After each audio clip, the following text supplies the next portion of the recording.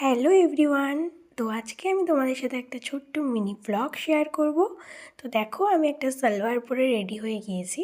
তো আজকে আমার ইনভাইট আছে একটা দিদি বাড়িতে। তো তার বাড়িতে আজকে মা কালীর পুজো। তো চলো সেখানে যাই, আর কী করি তোমাদের সাথে শেয়ার করি।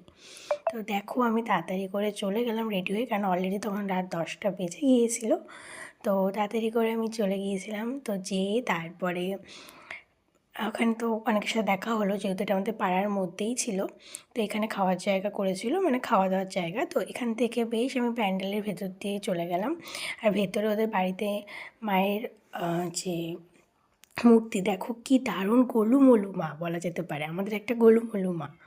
তো এখানে যে আমি মাকে প্রণাম করলাম, করে এখানে সবার সাথে একটু দেখা করলাম, এখানে একটু কথা বলে তারপর বাইরে চলে আসলাম। এটা আমার মনা। তো ওকে নিয়ে একটু ফটো তুলবো, ভিডিও করব, তার সুযোগও দিচ্ছেই না, এত দুষ্টুই। পেছনে লাইটটা জ্বলছে না, লাইটটা ধরার জন্য বারবার পেছন দিক তাকিয়ে যাচ্ছে, মানে ওটা ধরতে যাচ্ছে।